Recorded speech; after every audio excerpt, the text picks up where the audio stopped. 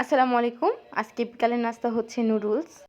বিকেলের নাস্তা হিসেবে সবার বাসায় এটা কম বেশি রান্না করা হয়। নুডলসটা দেখতে খুবই লোভনীয়, তাই না? আমার আম্মু নুডলস বসায় দিচ্ছে, তেল দিয়ে নিল, পেঁয়াজ, তারপর ডিম দিয়ে নুডলস দিয়ে দিবে। এখানে আমার বোনও ভিডিও করতেছে।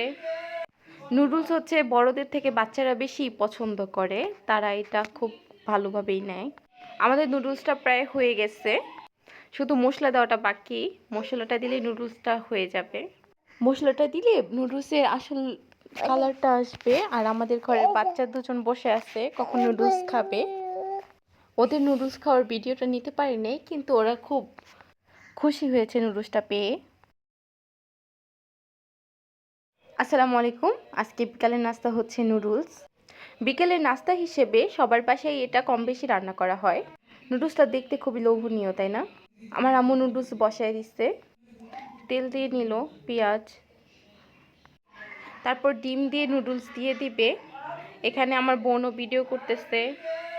নুডলস হচ্ছে বড়দের থেকে বাচ্চারা বেশি পছন্দ করে, তারা এটা খুব ভালোভাবেই নেয়। আমাদের নুডলসটা প্রায় হয়ে গেছে, শুধু মশলা দেওয়াটা বাকি। মশলাটা দিলেই নুডলসটা হয়ে যাবে। মশলাটা দিলে নুডলসের আসল কালারটা আসবে। আর আমাদের ঘরে বাচ্চা দুজন বসে আছে, কখন নুডলস খাবে।